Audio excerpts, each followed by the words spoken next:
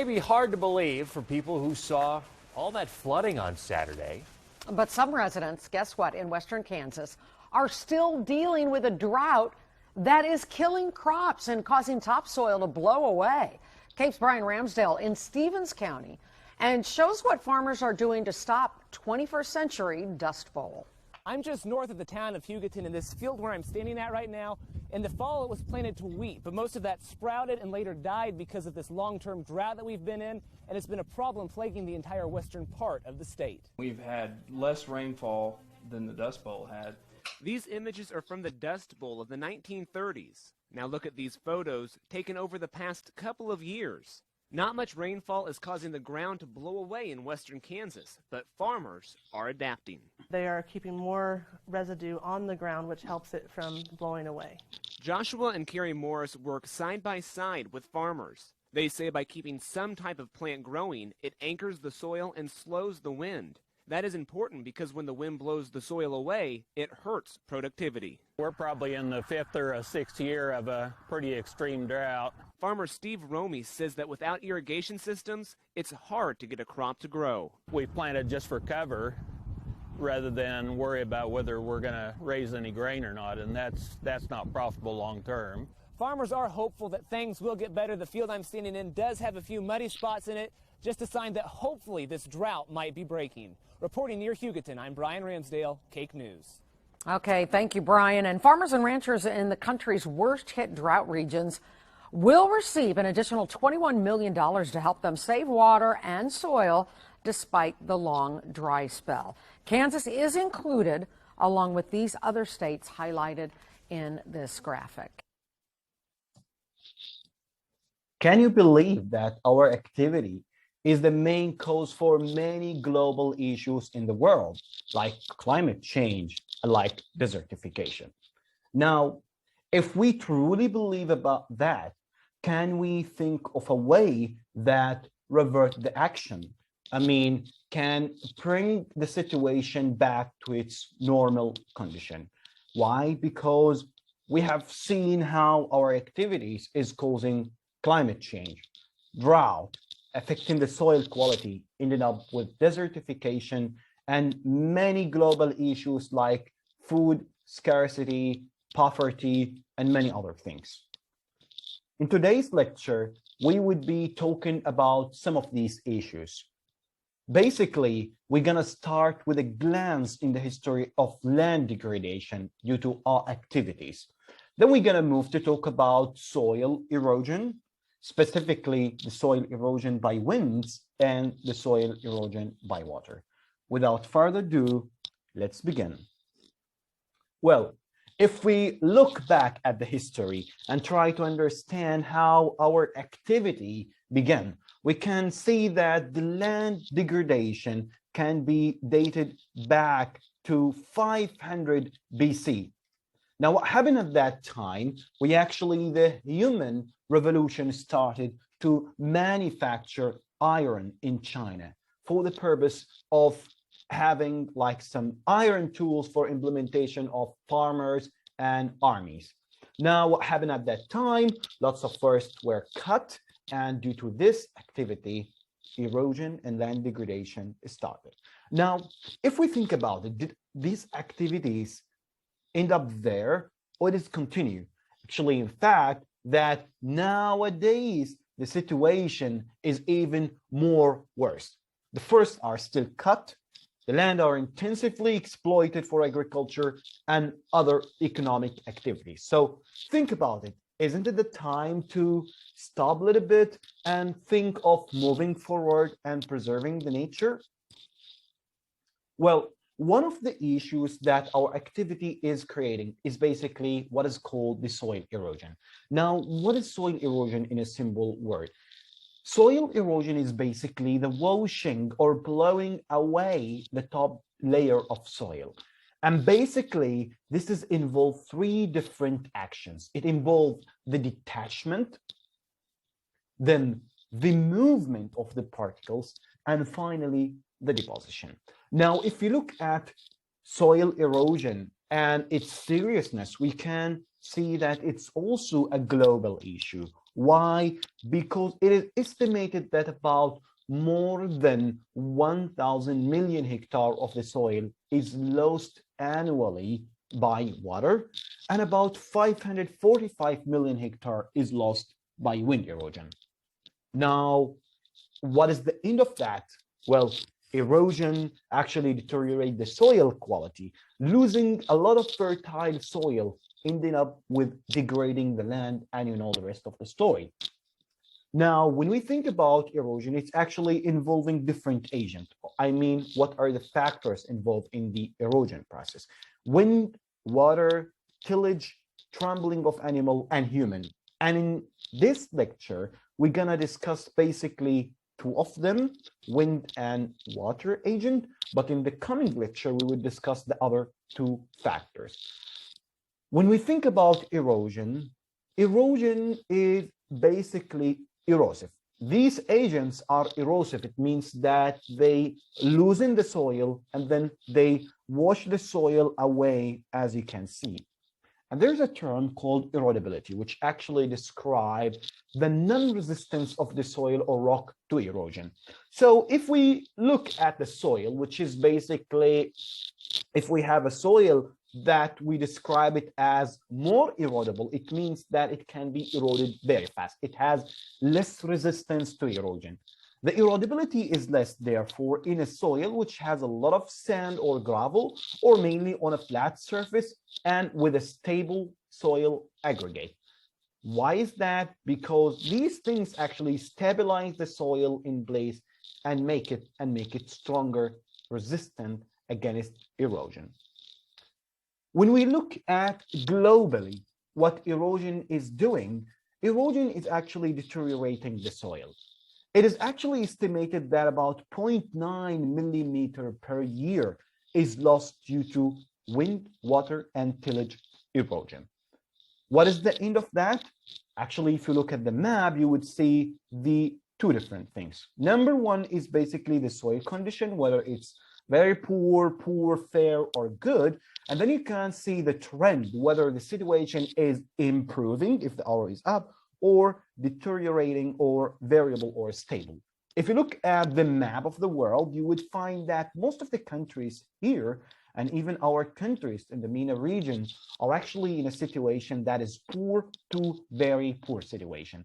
And the condition here and the trend is deteriorating, as compared to some of the countries that exist in the North American, or even like the East European and Asian countries, or some of the Asian-like countries here. What happens that when we start talking about wind erosion? Basically, the wind exerts a force on the soil, and this force started to detach the particles, disintegrating them. As the soil particles gonna disintegrate, basically what happens next is the movement. And we have different types of movement. So some of the particles might jump on the ground, and this is, we call it saltation. Other particles, which are the lighters, might be carried by the winds, and they will be suspended in the air, and those what can be carried for longer distances. Other particles, which are a little bit heavier, they will creep, move slowly on the ground, but all of these things is basically causing a movement. Now, what happens that if you have actually like a material that is actually held by organic matter or the root, or you have a vegetation on the ground, basically this reduces the erodibility of the soil and increase the resistance against wind. Whereas if you don't have them, then it would be easy job for the wind to blow the particles away. If we think about how can we mitigate erosion, then one of the simple solution is basically having a cover on the soil. And here is basically an example study that actually was conducted in Iran, specifically in Bardistan in Khorasan province in Iran. So what happens there, they have actually an area which was before affected by erosion, by wind erosion. This is the map showing the situation there. So if you look at the majority of the land, it was severely to moderately affected by erosion. What happens next? How did they solve the issue? Well, basically what they did, they brought an indigenous crop called persicum. It is actually a native crop. When they introduced it to the land, it started actually having a cover, proliferating over the area and reducing the severity of erosion, and that even enhanced the class of erosion and the vegetation. So basically what happened, if you look at the map for the severity, the condition was improved to have like most of the area moderately to low erosion severity.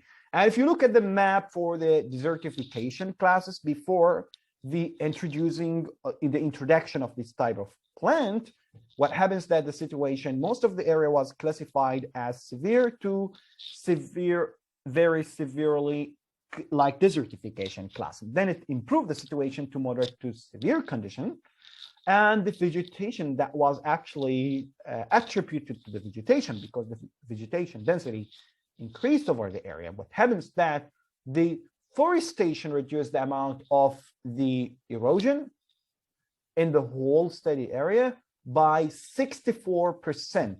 So the loss of soil was reduced and the action improved the situation. Now, if we think about it, and we can look at the picture here, how the situation was before the introduction of the persicum and after the introduction, you can see that it is a desert area, which is basically means that the area is very sensitive to erosion because it's naturally have a low rainfall and erode and therefore a low vegetation cover. So what they did, they introduced a native crop now, or a native blend that can tolerate the desert condition. This is actually bring us to some thinking that if we're gonna have a solution, then we have to look at different criteria of that place. Number one, we have to look at the weather condition. Number two, we have to look at the soil condition. And lastly, we have to think of the proper vegetation that can accelerate the improvement of the situation. So in this condition, the situation was a desert area, very hot, rare rainfall, low water, and therefore they went to the solution of going a native vegetation because it actually can tolerate the situation. Think about the soil quality, whether the soil is fertile or not fertile, that also affect the plant growth, which means affect the speed of the effect of the solution. So you always have to think about these points when you consider any solution. When you look at wind erosion, especially that happens in the desert area, it basically moves the sand dune. And here we have a term called sand dune migration. Could you imagine that the dune is migrating? Well, basically, as you can see that when wind blow, it basically take the particles with it, and then they start like moving with the wind direction. In the areas they climb, they climb, and then they start actually slipping, and this is what we call the slip phase. Now, what happens here, the wind start to become calm, and then deposition happen. So in a simple way, this video can illustrate for you the action, what is basically happening. So the dune move as follows. You can see the siltation, the creeping, and the dune is moving like this. Now, if I ask you, if you go to the desert and you look at the dune, can you actually determine the wind direction that created this dune? Think about it. The answer to this is easy. Always the dune actually, or the wind direction, creates this slopey area. So you know that the slopey area is basically created by the wind, which means that the wind coming from this side. Now, let's look at this experiment. This might sound crazy, but sand dunes can apparently communicate with each other. University of Cambridge researchers discovered that even though they're inanimate objects, sand dunes interact with and push away their neighboring dunes as they move. The team used an experimental dune racetrack, or a circular water-filled flume, allowing them to observe long-term dune behavior with high-speed cameras. They found that two identical dunes begin close together, but got much further apart over time. The upstream dune made swirls on the downstream dune, pushing it away and changing the properties of the dune. They got further and further apart until they created an equilibrium 180 degrees apart. Dune migration can harm shipping channels, turn fertile land into desert, and bury infrastructure, so they want to find evidence of this dune migration in deserts to help prevent this. The findings were published in the journal Physical Review Letters. Can you imagine this, that the dune communicate? And did you see how the dune, when they move, actually, they can actually invade an areas? And this is actually what happens in many areas in Oman. And you have to think about, I want you to think about some of these areas which are affected by the dune, when the dune actually invade the agricultural areas, leading to have more sand on the cover and reducing the fertility of that land. So the dune can migrate and then it can invade areas. Now, let's move to talk about soil erosion by water. Again, the soil erosion by water would follow the same process. You have detachment, and then you have the transport, and finally the deposition. So basically what happens that when water hits the soil, it detaches the particles, and then as the water flow over the surface, it transports the particles with it, depending on the flow and depending on the amount of water. At the end of the day, these sediments would be deposited somewhere. And we have actually different types of water erosion. We have the splash, which is actually describing the first action when the rain droplets hits the soil, it splashes the soil, disintegrating it. And we have the sheet erosion, and basically this kind of things happens in flat areas when water actually moved over the surface, and just like a sheet of soil would be washed away in a flat manner above the soil surface. And then we have the rill erosion, which basically creates small channels erosion, and the most severe one, which is the gully, which is basically a very deep and large channel erosion. So that's why you have to think about it also. How can you improve the situation and find a solution for reducing the water erosion? A simple solution is also to introduce a vegetation cover. Now, what happens when you have a vegetation cover? If you look at the picture here, that the more the denser the vegetation cover, what happens that it reduces actually the stress from the water erosion. So if you lose the soil cover, then you can see the development of the types of erosion. You have sparse vegetation, and then you start getting this rill erosion and gully erosion. So the stress would be so much. And what happens here, if you can look at each one of these areas, you can look here what is exactly happening. So in the areas with low vegetation, what happens that we have erosion. Now, why erosion happens? Simply because the soil would not actually allow the water to be infiltrated. So the infiltration rate in the soil decrease, and we know the interaction between infiltration and runoff. If you have less infiltration, then you have more runoff. As the water run over the surface, it actually detach the particles, erode them, and take them away. When you add vegetation, it basically improves the soil condition. The roots creates pathways in the soil, and that's also stabilize the soil structure, ending up to improve the infiltration rate, and that's actually directly reduce the runoff. Each year, billions of tons of soil are lost in the United States through soil erosion. Erosion reduces soil productivity and deteriorates the quality of our soil and water. The resulting sediment causes stream pollution and reduces the capacity of our reservoirs. Erosion removes the topsoil first, eventually exposing the less productive subsoil beneath. In the most severe cases, eroded land may no longer be productive and must be abandoned. Soil erosion is a gradual process that is caused by two forces of nature, wind and water. Wind erosion occurs when the wind picks up and moves small particles of soil. As wind speeds increase, the amount of soil picked up on a bare field may easily double or even triple. For instance, if a 20-mile-per-hour wind increases to 30 miles an hour, the rate of erosion triples. Water erosion begins with the force of each individual raindrop. Raindrops may seem insignificant, but they strike the ground with amazing force. Rain can pound the ground at speeds of up to 30 miles per hour. An intense storm on bare soil can loosen and detach up to 100 tons of soil per acre. When raindrops strike bare soil, they dislodge soil particles and can splash them as far as 3 to 5 feet away. This process is greatly exaggerated on a downhill slope. As soil particles are dislodged, they can fill in or plug surface pores in the soil. This prevents water from infiltrating into the ground. Instead of soaking into the ground, the water carries soil particles across the surface, creating runoff and erosion.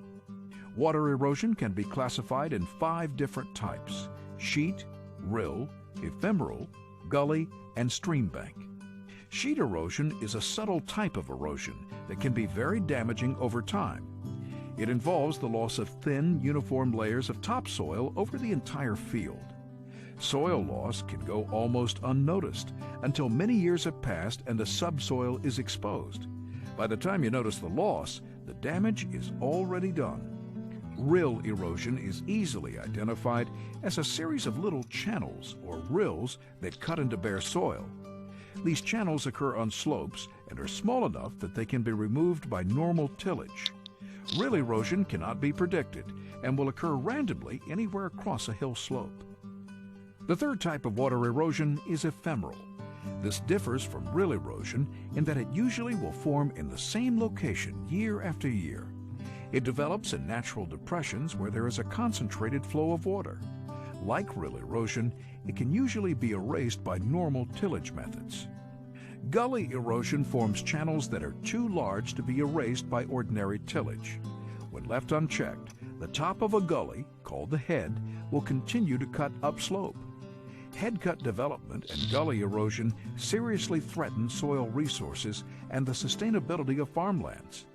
Deep, wide gullies severely limit the use of land, making it impossible for farm machinery to cross. The final type of water erosion is stream bank erosion.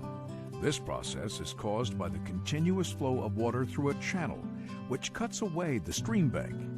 It is generally a slow process, but can speed up dramatically during floods or heavy rainstorms. Stream bank erosion may change the course of a river or creek and causes severe erosion in that specific area.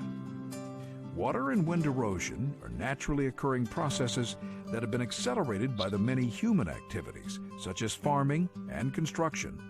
All farmers and ranchers should be aware of the potential damage that wind and water can inflict on their land, and explore necessary measures to reduce their harmful effects.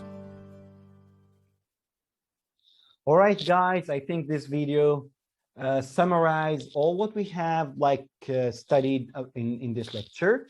And I hope that you enjoyed this lecture, and see you in the discussion session. Till that time, take care and goodbye.